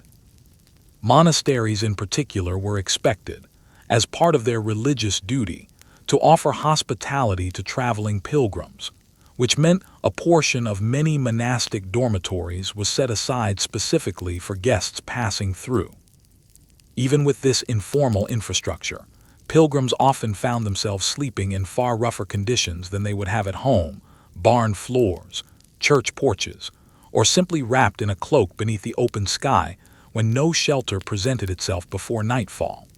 Given the spiritual nature of the journey, this discomfort was frequently reframed not as hardship to be endured, but as a meaningful part of the pilgrimage itself, a physical sacrifice believed to carry genuine religious merit. Soldiers on campaign faced an entirely different set of sleeping challenges, shaped less by spiritual meaning and more by simple tactical necessity. Armies on the move rarely enjoyed the luxury of proper beds, sleeping instead in makeshift camps, often directly on the ground with little more than a cloak or blanket for insulation. Officers and higher-ranking nobles might travel with portable tents and folding furniture, offering at least a marginal improvement over sleeping fully exposed to the elements, but the average foot soldier had no such advantage. During active campaigns, sleep itself became a tactical consideration. Camps required a rotating watch throughout the night, meaning a portion of any army was always awake, alert for surprise attacks, while the rest attempted to rest as best they could amid the noise, discomfort, and underlying tension of hostile territory. Fires were sometimes deliberately kept small or hidden entirely, depending on how close the enemy was believed to be, trading warmth for the safety of remaining less visible under cover of darkness. Merchants traveling long trade routes occupied a middle ground between these two experiences. Well-established trade roads, particularly across parts of France, Germany, and Italy, gradually developed a reasonably reliable network of inns catering specifically to merchants and their goods, offering secure storage for cargo alongside the now familiar shared sleeping arrangements we discussed earlier. Less established or more dangerous routes, however, offered no such guarantee, and merchants traveling through remote or contested regions faced many of the same risks and rough sleeping conditions as soldiers or pilgrims caught far from any settled town. Across all three groups, pilgrims, soldiers, and merchants, one theme remained constant: sleep on the road was never treated as guaranteed, comfortable, or entirely safe. It required constant adaptation, a tolerance for discomfort that seems remarkable by modern standards, and more often than not, a great deal of faith that morning would arrive without serious incident. Without artificial lighting to override nature's schedule, medieval life followed the sun far more closely than our own does today. In winter, particularly in the northern reaches of Europe, daylight could shrink to a mere 7 or 8 hours, leaving 16 or 17 hours of darkness to somehow be filled. Under these conditions, extended sleep, including the full segmented cycle of first sleep, a watch period, and second sleep, fit naturally into the available hours. There was, quite simply, very little else to do once the sun went down and the household's single rationed candle had burned low. Long winter nights, in a strange way, offered medieval households more rest than almost any other point in the year, even if that rest came wrapped in cold, discomfort, and the ever-present hazard of a dying fire. Summer told an entirely different story, with daylight stretching to 16 hours or more in northern latitudes, and agricultural demands at their absolute peak, the luxury of a long, leisurely night simply evaporated. Harvest season in particular compressed sleep dramatically. Crops needed cutting, gathering, and storing within a narrow window of ripeness, and every available hour of daylight was pressed into service for exactly that purpose. Farming families during peak harvest might rise before dawn and continue working well past sunset, leaving only a handful of hours for anything resembling proper rest. This seasonal compression of sleep wasn't simply endured passively. It left its mark on medieval folk wisdom and proverb. Sayings about the virtue of rising early and warnings against the laziness of oversleeping during the working months appear repeatedly across surviving medieval texts, reflecting a society that understood, on some instinctive level, that summer sleep was a luxury the agricultural calendar simply couldn't always afford. Spring and autumn occupied a kind of transitional middle ground, with sleep patterns gradually lengthening or shortening in step with the changing balance of daylight and darkness. Planting season in spring brought its own demands, though generally less punishing than the full intensity of harvest. Autumn, following the harvest, sometimes allowed for a brief seasonal recovery, as the immediate agricultural pressure eased and daylight hours began their slow retreat back toward winter's extended darkness. Religious calendars added their own seasonal texture to sleep patterns as well. Periods of fasting, such as Lent, often came with additional evening prayer obligations, while major feast days sometimes permitted later, more relaxed nights of celebration, feasting, and socializing before an eventual return to the ordinary rhythm of the season. Christmas, in particular, was frequently associated with extended nighttime festivities, including all-night vigils in some communities, a notable exception to the otherwise fairly consistent pattern of early bedtimes tied to sunset. Climate, too, played its part beyond simple daylight hours. A particularly harsh winter, marked by extreme cold or heavy snowfall, might extend the indoor season considerably, with households huddled close to the hearth for warmth and safety for weeks at a time, sleep stretching to fill days when outdoor labor was neither possible nor advisable. A mild winter, by contrast, might allow for slightly more outdoor activity and a correspondingly less extreme swing in sleeping patterns. Taken as a whole, the medieval year wasn't built around a fixed, consistent sleep schedule the way modern life generally aims for. It flexed dramatically with the seasons, demanding long, layered nights of rest through the darkest months, then compressing sleep down to bare necessity during the frantic, sunlit urgency of the agricultural calendar. Rest, in this world, was never treated as a fixed entitlement. It was something carved out wherever the season, the harvest, and the length of the day allowed it to fit. Now, let's turn to a smaller but genuinely fascinating detail of medieval domestic life: the specific objects, beyond the bed itself, that filled out a typical sleeping space, and what they tell us about how people prepared for the night. Beyond the pallet or bed frame, a typical peasant sleeping area held relatively few possessions, and each one tended to serve a clear, practical function rather than any decorative purpose. A simple wooden chest, if the family owned one, often sat near the sleeping area, doubling as both storage for the household's limited clothing and linens, and as a modest seat during the day. In many homes, this chest represented one of the family's few substantial pieces of furniture, and it, too, sometimes appeared in wills alongside the bed itself. A small dish or shallow bowl might hold the household's precious supply of tallow or wax for the single candle or rushlight used to light the room before sleep. Rushlights, thin reeds dipped repeatedly in animal fat and left to harden, offered a cheaper, if smokier and shorter-lived, alternative to proper candles, and were the more common lighting source in poorer households. Given their limited burning time, often no more than 20 or 30 minutes, they were used sparingly, typically just long enough to settle into bed before being extinguished. A chamber pot, kept close at hand, spared household members the discomfort of venturing outside into the cold, dark night for basic necessities. Practical, if not exactly glamorous, and a detail modern reconstructions of medieval life sometimes politely omit. In households that could afford it, a small handheld cross or a simple religious image might be kept near the sleeping area, reinforcing the nightly routine of prayer we discussed earlier. Wealthier homes sometimes extended this further, with small private altars or dedicated prayer nooks built directly adjacent to the bedchamber, allowing for a more formal, private devotional routine before sleep. Taken together, these modest objects tell a consistent story. Medieval sleeping spaces were built entirely around necessity, safety, and religious practice, with almost nothing devoted purely to comfort or aesthetic pleasure in the way a modern bedroom so often is.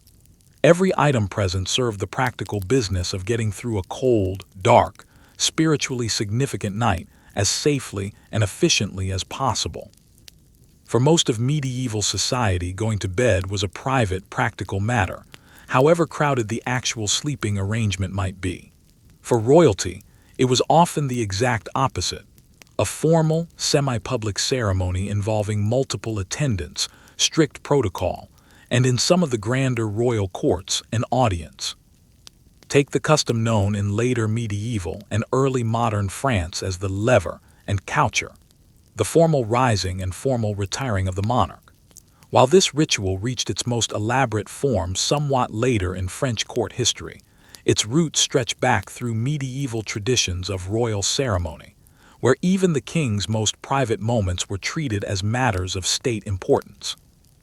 Retiring for the night might involve a designated group of trusted nobles or household officers formally accompanying the monarch to the royal bedchamber, assisting with the removal of ceremonial clothing, and remaining present for prayers before finally withdrawing, often in a specific, ranked order that reflected each attendant's status at court.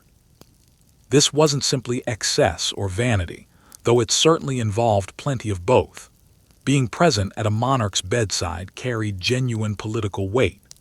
Attendance at the royal coucher was a privilege, and access to the king or queen during these private, informal moments often meant far more genuine influence than any number of formal audiences held during the day.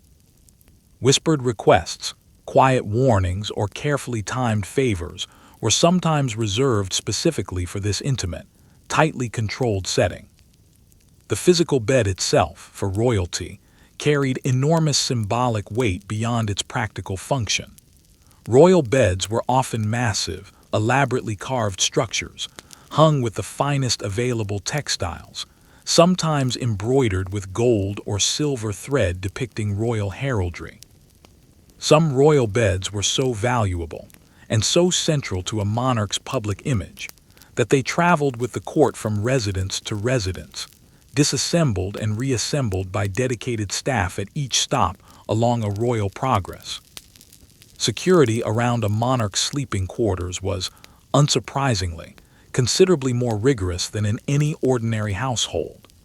Guards were posted outside royal bedchambers throughout the night, and access was tightly restricted, reflecting the very real danger of assassination or plots that shadowed medieval rulers throughout much of the period. A king's sleep, in this sense, was never entirely private in the way even a wealthy noble's rest might be. It was a matter of state security, managed with the same seriousness as any military or political concern. Royal children, meanwhile, were frequently raised with dedicated household staff assigned specifically to their care and sleep. Nurses, governesses, and attendants who managed everything from feeding schedules to bedtime routines, often with far less direct parental involvement than even a wealthy but non-royal family might expect.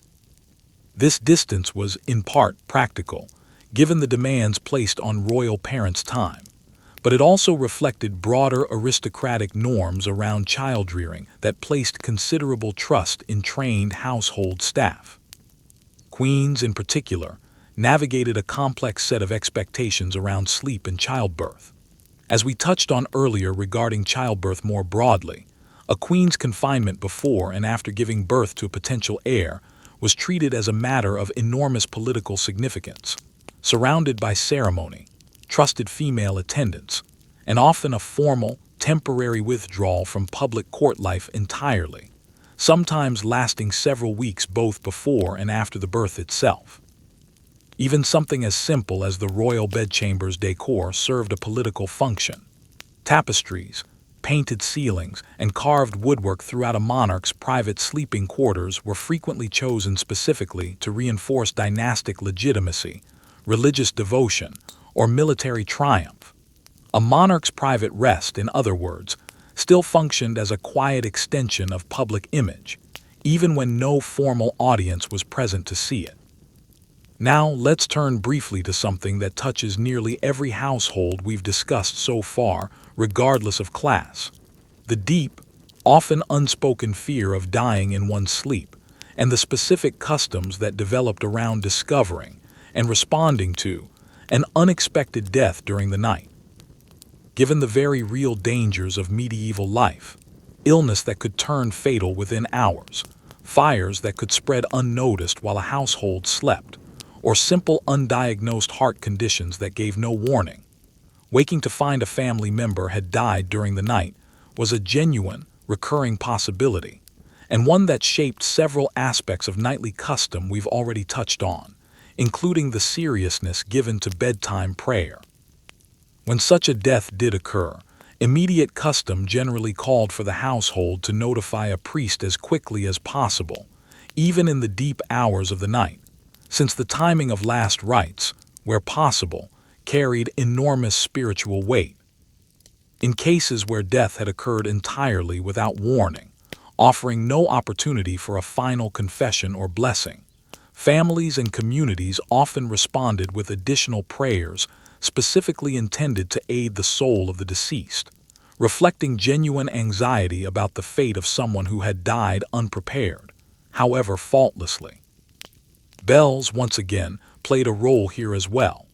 Many parishes rang a specific, recognizable pattern of bells, sometimes called a passing bell, to announce a death in the community, a sound distinct enough from ordinary time-marking bells that anyone hearing it in the night would immediately understand its meaning. This served a dual purpose: informing the wider community of the loss, and, according to some traditions, offering a kind of collective spiritual support through prayer at the exact moment of passing. This pervasive awareness of mortality, threaded through nearly every aspect of medieval sleep we've discussed tonight, helps explain why bedtime in this period carried a weight almost entirely absent from how most of us think about sleep today. It wasn't simply rest.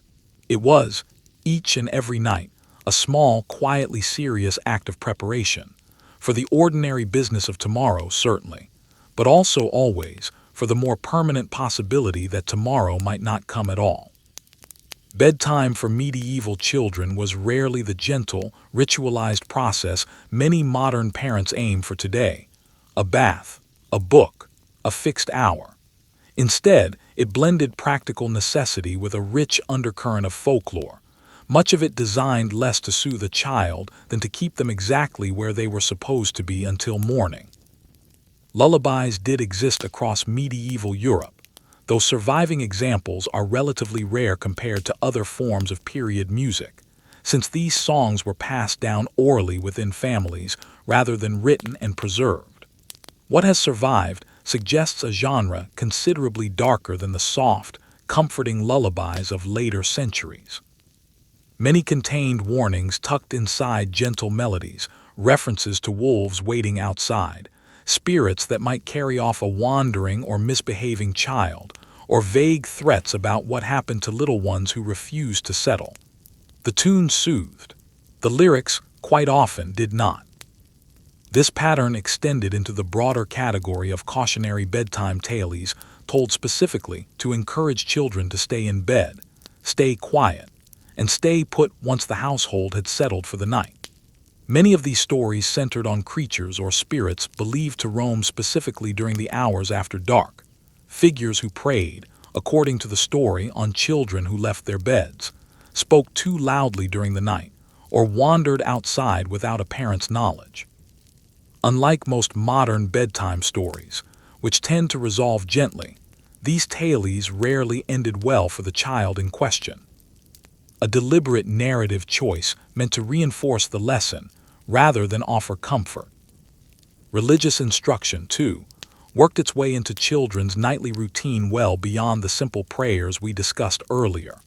Parents frequently used bedtime as an opportunity for brief moral instruction, reviewing a child's behavior from the day, encouraging confession of small wrongdoings, and reinforcing the idea, gently but persistently, that a watchful, protective set of divine eyes remained on them even in the dark.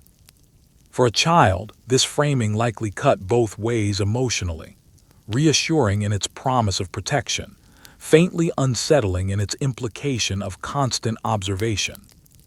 Physical comfort for children at bedtime was, by modern standards, extremely limited.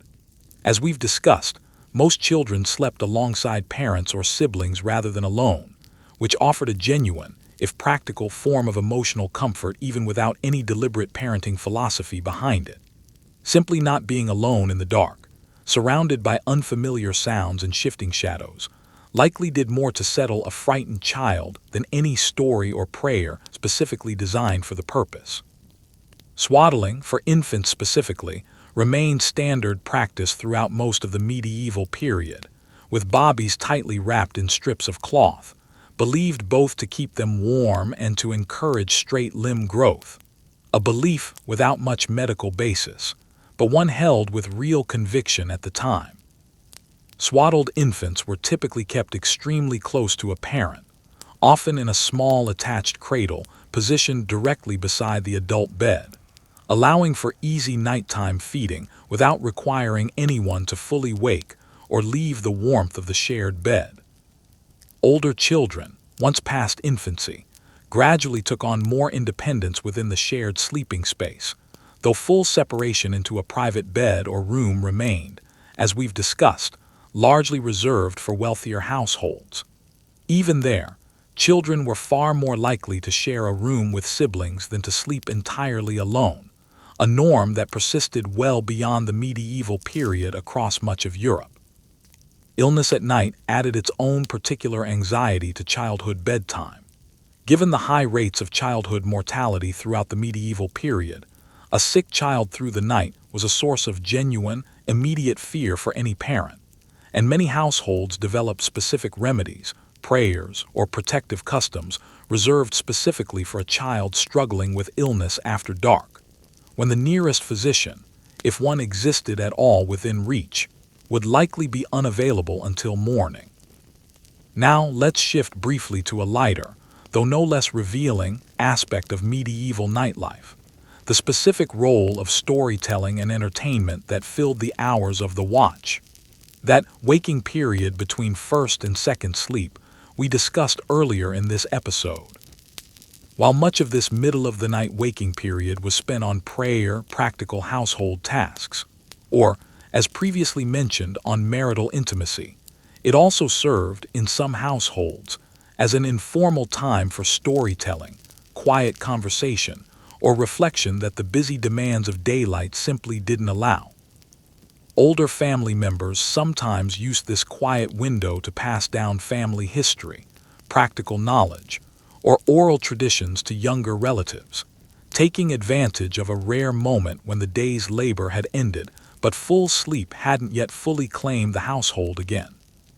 Some historians have suggested that this natural nighttime waking period may have played a meaningful, if largely unrecorded, role in the oral transmission of medieval folklore, stories, and even historical memory, precisely because it offered a rare stretch of unstructured time within an otherwise relentlessly busy medieval day.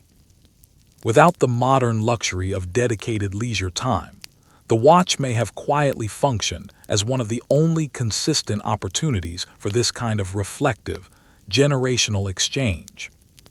Medieval medical texts on the subject of sleep drew heavily from classical sources, particularly the works of Galen and other ancient physicians, whose ideas about the body's humors continued to dominate European medicine well into the later Middle Ages.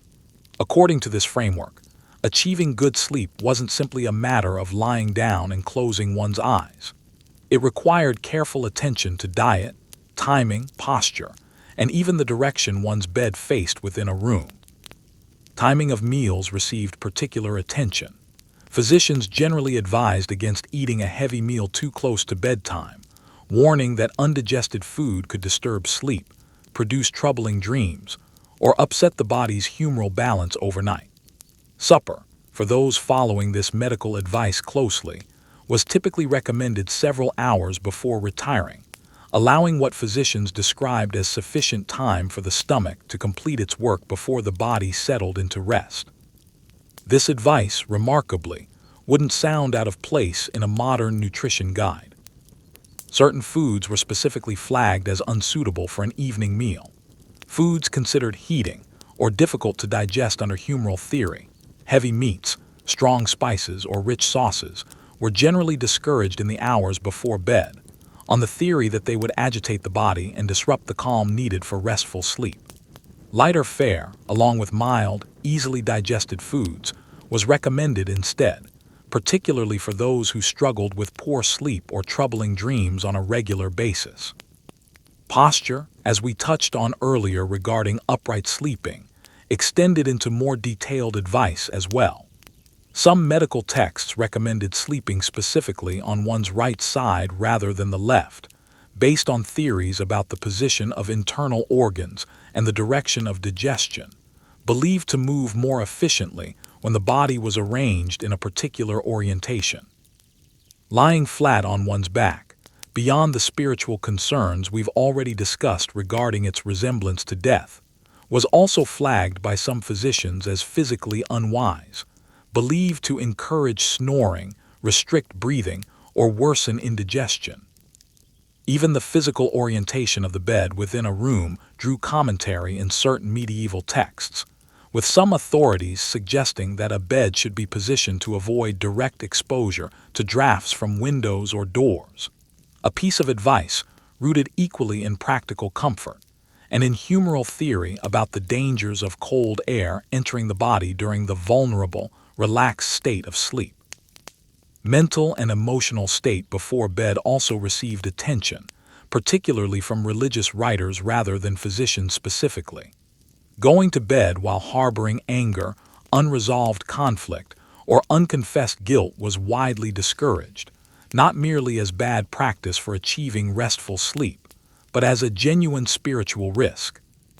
Given the belief that an unsettled soul was more vulnerable to demonic influence or troubling dreams during the night. This advice, too, echoes surprisingly closely with modern recommendations against going to bed angry or emotionally unresolved, even if the underlying reasoning differed considerably. Exercise, or rather its absence, also featured in some medieval health advice related to sleep. Vigorous physical activity too close to bedtime was generally discouraged, believed to overheat the body and disrupt the calm necessary for proper rest. Again, a piece of guidance that aligns closely with sleep advice still commonly given today, even if the underlying medical theory has changed entirely. Bathing before bed, where it occurred at all given how infrequent bathing generally was sometimes recommended specifically for its calming effect, with warm water believed to soothe an agitated body and prepare it for rest. This recommendation, however, applied realistically to only a small portion of the population, given how costly and labor-intensive heating water for a bath actually was for most medieval households. Taken together, this body of medieval sleep advice reveals something genuinely interesting. While the underlying medical theory driving these recommendations, humors, spiritual vulnerability, digestive timing tied to organ position, differed dramatically from modern science, many of the practical recommendations themselves land remarkably close to advice a sleep specialist might offer today. Eat lightly and early.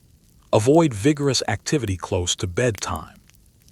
Resolve emotional tension before lying down.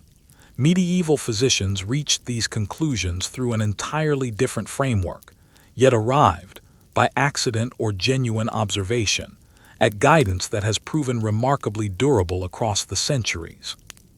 Next, we'll turn to a closer examination of how medieval attitudes toward sleep, superstition, and the body gradually began to shift toward the very end of the medieval period, as new scientific ideas slowly started to challenge centuries of established belief, setting the stage for the eventual transformation into the sleep habits of the early modern world.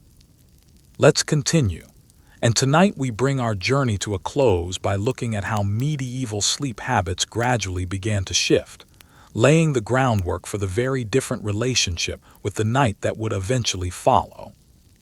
By the later medieval period, roughly the 1300s through the 1400s, small cracks were beginning to appear in the centuries-old framework of humoral medicine and religious explanation that had governed sleep for so long. Universities across Europe were expanding, and with them came renewed scholarly interest in anatomy, natural philosophy, and careful observation of the body. Early stirrings of the more empirical approach to medicine that would eventually displace much of the older humoral system, though this transformation would take several more centuries to fully unfold. Urban life, too, was slowly changing the rhythm of the night. As towns and cities grew larger and more economically active, some merchants, craftsmen, and guild members began pushing back against the strict boundaries of the curfew bell, finding ways to extend their working hours, and occasionally their social hours, further into the evening than earlier custom had generally allowed. This shift was gradual and inconsistent across different regions, but it represented an early sign of something that would accelerate dramatically in later centuries: the slow erosion of night as a period reserved almost entirely for sleep, prayer, and rest. Lighting technology, though still primitive by any modern measure, saw incremental improvements as well. Better candle-making techniques, wider availability of beeswax candles among the merchant class rather than only the nobility, and improved oil lamps in some regions all meant that a growing number of households could afford to keep some form of light burning later into the evening than their grandparents had been able to manage. This shift, small as it was, chipped away at one of the fundamental reasons segmented sleep had made such practical sense for centuries. When darkness no longer meant an absolute end to visibility, the rigid necessity of retiring shortly after sunset began to loosen, if only slightly and only for those who could afford the fuel. Religious practice, too, showed early signs of gradual change by the very end of the medieval period, as some reform-minded voices within the church began questioning certain folk beliefs surrounding dreams, nightmares, and protective superstition that had flourished for so long alongside official doctrine. This questioning would accelerate considerably in the centuries following the medieval period, as the Reformation reshaped religious practice across much of Europe, though the deep-seated folk customs surrounding sleep and the night proved remarkably resistant to change, persisting in various forms well into the early modern period, and in some rural pockets, considerably beyond. It's worth pausing at the end of this long night's journey to appreciate just how differently medieval people experienced something as basic and universal as sleep. They didn't sleep in one long, uninterrupted stretch, but in two deliberate halves, with a waking hour carved out in between for prayer, quiet tasks, or company. Their beds were straw more often than feathers, shared more often than private, and occupied as readily by a family goat as by a spouse. Their nights were governed by bells, haunted by superstition, defended against pests and demons in equal measure, and constantly shadowed by the very real possibility that sleep itself might be the last thing they ever did. And yet, through all of it, the cold, the crowding, the fleas, the fear, people found their way to rest, night after night, for centuries on end, in a world that offered them very little comfort and asked a great deal in return.